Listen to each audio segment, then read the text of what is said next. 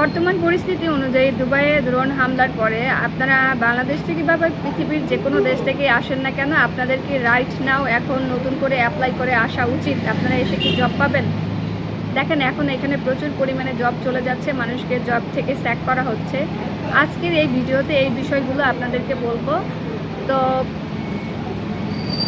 সমাধানগুলো বলবো, কি করা উচিত আপনাদের সেই সমস্ত বিষয় নিয়ে কথা বলবো। হ্যালো অ্যান্ড আসসালামু আলাইকুম, this is Mitu, I am from Dubai. আজকে চলে এসেছি সম্পূর্ণ ভিন্ন একটি টপিক নিয়ে আপনাদের সাথে কথা বলার জন্য। আজকে টপিকটি হচ্ছে, আপনারা বর্তমানে 2026-এ 28শে ফেব্রুয়ারির পরে যে দুবাইয়ের ড্রোন হামলার পরে যে দুর্ঘটনা ঘটেছে, তারপরে নতুন করে বাংলাদেশ থেকে এই মুহূর্তে আপনাদের আসা উচিত কি না, চলুন এটা নিয়ে ডিটেলসে কথা বলি। রুম থেকে চলে আসছি বাহিরে ভিডিও করার জন্য, কেমন লাগছে জানাবেন। দুবাইয়ের খেজুর গাছ দেখা যাচ্ছে। তো চলুন এটা আলোচনা না, এখন মেইন আলোচনা চলে যাই। দেখেন, 28 তারিখে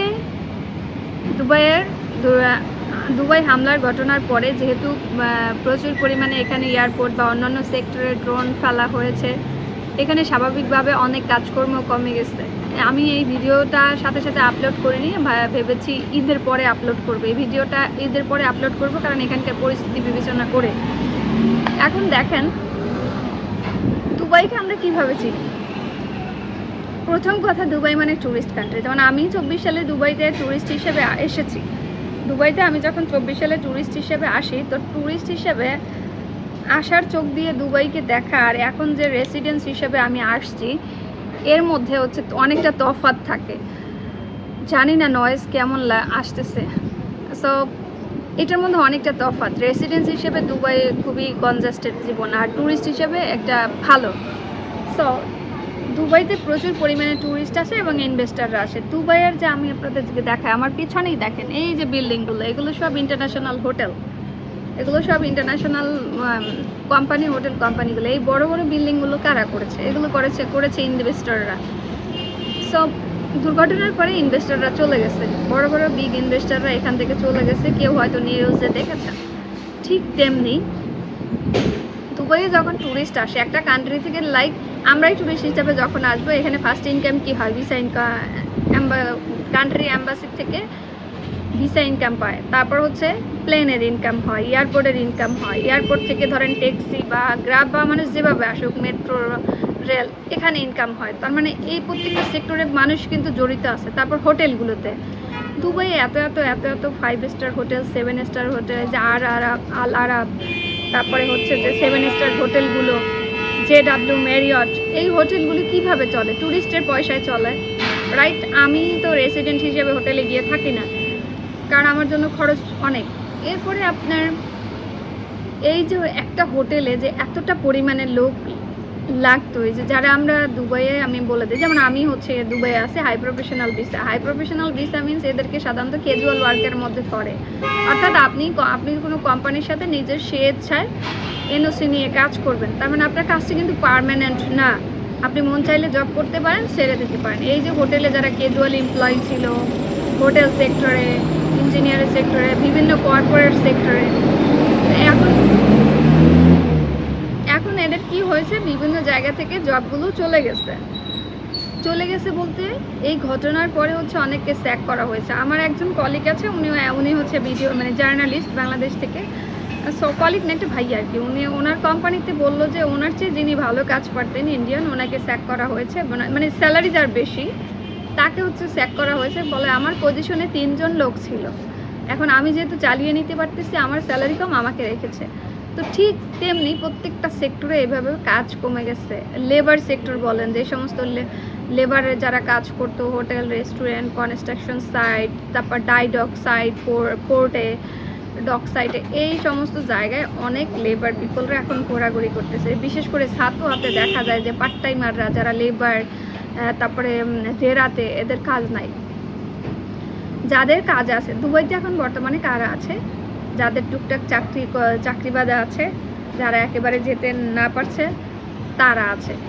আর যারা পয়সাদারি লোক বা ইনভেস্টর, তারা চলে গেছে। ইনভেস্টর না আসলে দুবাই কী হবে? রিয়েল এস্টেট, দুবাইয়ের মেইন বিজনেস কি? রিয়েল এস্টেট, তেল এবং হোটেল।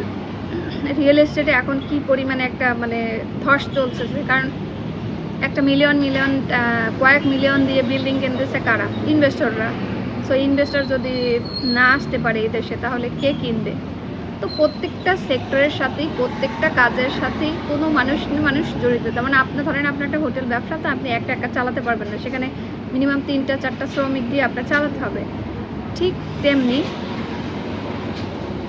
আমার মনে হচ্ছে যারা চাকরির আশায় ইনভলভ করে দুবাই আসছেন, আর আমাদের বাংলাদেশি পিপলরা মোস্ট অফ দ্য লোক হচ্ছে চাকরির জন্যই আমরা দুবাই আসি।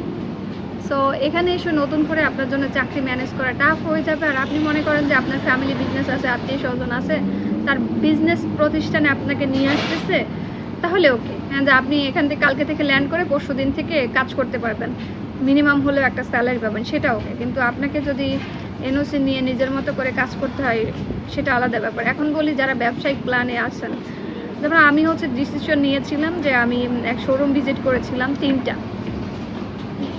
আমার যেহেতু অনলাইনে মোবাইল সেল করার অভিজ্ঞতা রয়েছে, মানে গেজেট নিয়ে কাজ করার, তো সেটার শোরুম দেখেও এখন আমি হোল্ডে আছি। বিকজ অফ মানে আমি ভয় পাচ্ছি যে আমি আসলে মোবাইলগুলো কার কাছে সেল করবো, যেহেতু আমি মার্কেটে নতুন, মানে আমাকে অনেক বেশি প্রতিযোগিতার মধ্যে দিয়ে যেতে হবে আর মোবাইল অ্যাক্সেসরিজ বা নিয়ে কাজ করব। এখন আমি আমার ব্যক্তিগত জায়গা থেকে ডিসিশনে হোল্ডে আছি এই কারণে যে আমি ওয়েট করব, নট অনলি ঈদ পর্যন্ত, কোরবানি পর্যন্ত ওয়েট করব, দেখি বা এই ফাঁকে আমি বাংলাদেশ থেকে একটু ঘুরে আসবো, আরও আমার বাণিজ্যিক পারপাস কাজ আছে, সেগুলো করে ঘুরে আসার পরে দেখবো যে কী অবস্থা, দুবাইয়ে কী হচ্ছে। এখন নতুন করে ইনভেস্ট করে আমার সেলিং না আসলে দিন শেষে তো আমার শোরুম ভাড়া দিতে হবে, এমপ্লয়ি তো থাকবে, একজন তো সেলসম্যান থাকেই। সো এগুলো চিন্তা ভাবনা করেই আপনারা ডিসিশন নেবেন। এটা কারো নেগেটিভ উদ্দেশ্য না বা কাউকে ডিমোটিভেশন করার উদ্দেশ্য না, এখানকার অ্যাকচুয়াল রিয়েল চিত্র বা সিনারিও নিয়ে আপনাদেরকে শেয়ার করছে। যে আমার পেছনে দেখছেন যে যারা যাচ্ছে এরা কিন্তু লেবার ক্লাস পিপল, রৌদ্র থেকে কাজ করে আসছে। তো ঠিক তেমনি যারা হচ্ছে এখানে মানে দিনমজুরে কাজ, মানে ছোট কাজগুলো যারা করে, এই কাজগুলো এখানে কমে গেছে, কারণ বিভিন্ন প্রজেক্টের সাথে তো কাজ থাকে, তাই না? একটা প্রজেক্টে অনেক লোকজন কাজ করে।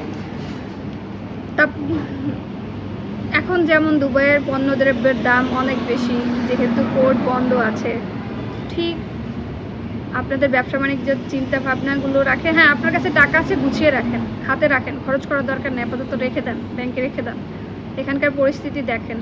আর আপনি যদি মনে করেন যে না আমার দুবাইয়ের ভিসা দরকার, পরিস্থিতি ভালো হলে 6 মাস পরে আমি আসবো, ইটস ওকে, কারণ অনেকে তো দুবাইয়ের ব্যবসায়ীদের দুবাইয়ের ভিসাটা লাগেই। আপনি যখন ব্যবসায়ী হবেন আপনার দুবাইয়ের ভিসাটা আপনার লাগবে ভাই। সেই ক্ষেত্রে আপনি ভিসা করে চলে আসেন এখান থেকে, বায়োমেট্রিক ফিঙ্গারপ্রিন্ট দিয়ে, মেডিকেল দিয়ে আপনার এমিরেটস কার্ড নিয়ে চলে যান, ইটস ওকে, সমস্যা নেই। আর প্রত্যেকটা জিনিস মনে রাখবেন, এই যে একটা প্রবলেম তৈরি হয়েছে এটার সাথে কিন্তু কিছু সুবিধাও আসবে, কারণ আল্লাহ পাক বলছে যে কোনো অসুবিধা থেকেই সুবিধার কিছু নতুন দ্বার উন্মোচন হয়। ঠিক তেমনি এখান থেকে তো নতুন কিছু বেনিফিট অবশ্যই আসবে। আশা করি আমাদের দেশের জন্য ভিসাগুলো খুলে যাক, আমরা সুষ্ঠু সুন্দর মতো কম খরচে ব্রোকার ছাড়া আসতে পারি। যেমন আগে একটা ট্যুরিস্ট ভিসা এসে মানুষ কাজকর্ম করতে পারতো, ট্রান্সফার করতে পারতো, তাহলে কম টাকা লাগতো। আর দয়া করে আপনারা ভিসার ক্ষেত্রে, এজেন্সি চুজের ক্ষেত্রে খুবই সচেতন হবেন, লাইসেন্সের ব্যাপারে জানবেন। দুবাইয়ে চাইলেই লাইসেন্স করা যায় ভাই। আর ইন্টারন্যাশনাল ব্যবসা বুঝেন, ইন্টারন্যাশনাল দুবাইয়ে এরকম ব্যবসাও চলে। ধরেন আপনি বাংলাদেশে আছেন, আপনার টাকা আছে, আপনি দিন শেষে ওখান থেকে আসতে পারতেছেন না, যেমন এখন হাই প্রফেশনাল বেশি আসতে পারতেছেন না, আপনার টাকা আছে, আপনি একজনকে কিছু টাকা ইনভেস্ট করে দিলেন, যে ধরেন আমাকে বিশ্বাস করেন, আমাকে ইনভেস্ট করে দিলেন, আমি লাইসেন্স করলাম, লাইসেন্সের আন্ডারে কিছু টাকা উঠাই ফেললাম। ইন্টারন্যাশনালি অনেক কিছু হয়। তো যাই হোক, এগুলো আমি চেষ্টা করি আপনাদেরকে একদম র অথেন্টিক ভিডিও ইনফরমেশান দেওয়ার জন্য, কোনো মেকআপ করে আমি ভিডিও করি না। সো আপনারা ভেবে চিন্তে ডিসিশন নেবেন আপনার সিচুয়েশন অনুযায়ী, আপনার ফ্যামিলির সাথে কথা বলে। অনেকে আবার বলেন যে আপু আমাকে একটু আইডিয়া দেন। ভাই আমি কিভাবে আইডিয়া দিব, কারণ আমি বাংলাদেশে আপনার ইনকাম জানি না, আপনি ম্যারিড না আনম্যারিড, আপনার ফ্যামিলির কী অবস্থান সেটা তো আমি জানি না।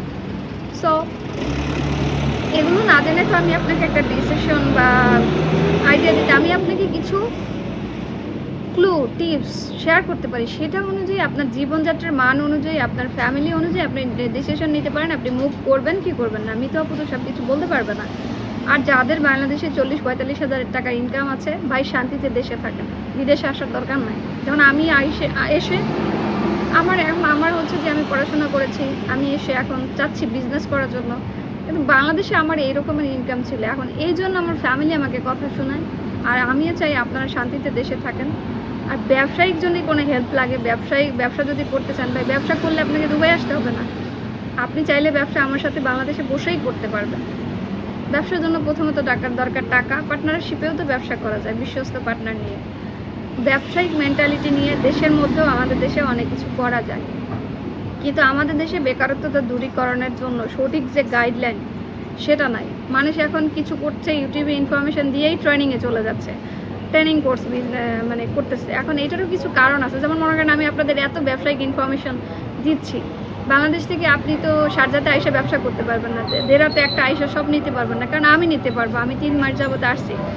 এখন আমি যখন এইটাকে আমার অভিজ্ঞতাটাকে ফ্রি দিতে যাবো আপনারা, সেটা আবার জ্ঞান নেবেন না, কারণ আমরা তো জাতে বাঙালি, কারণ আমরা কুবুদ্ধি ভালো নেই, সেখানে হচ্ছে সোর্স খুলে দেয় না। কিন্তু আমি যদি আপনাকে ভালো পরামর্শ দেই, তখন আপনি বলবেন যে এটা রেফারেন্স বা সোর্স দেন। তো সেই ক্ষেত্রে হচ্ছে ব্যবসা করা যায়। আপনি ব্যবসায়িক মেন্টালিটির হলে নক দেন, হেল্প করবো। ধন্যবাদ। অনেক কথা বলার চেষ্টা করেছি, অনেক ইনফরমেশন দেওয়ার চেষ্টা করেছি। আপনার পজিশন অনুযায়ী চেষ্টা করবেন ডিসিশন নেওয়ার যে দুবাই আপনি আসবেন কি আসবেন না। তবে সত্যি কথা, দুবাই এখন কাজ নেই। এখানে মানে যেমন পার্ট টাইম, আমি ভাবতাম যে আমি আমার ব্যবসায়িক কাজগুলোও করব, আর মাসে হচ্ছে 7 থেকে 8 দিন বা 10 দিন পার্ট টাইম করবো আমার সুযোগ অনুযায়ী, যেহেতু রাতে করা যায়, 3টের দিকে করা যায় বা সকাল শিফটে করা যায়। আমার টার্গেট ছিল যে আমার ব্যবসা থেকে যেটা ইনকাম আসবে ওটা সেভিং থাকবে, আর পার্ট টাইম যেটা করব সেটা দিয়ে আমার খাবার খরচা আর রুম ভাড়াটা তুলে ফেলবো, কিন্তু এখন এটা হচ্ছে না। আর এই সুযোগটা যে এত সুন্দর ছিল দুবাইয়ের, এখন হচ্ছে না। সো এই তো ইনফরমেশনগুলো দেওয়ার চেষ্টা করছি। ভালো থাকবেন, ভালো লাগলে অবশ্যই কমেন্ট করবেন, শেয়ার করবেন। ধন্যবাদ।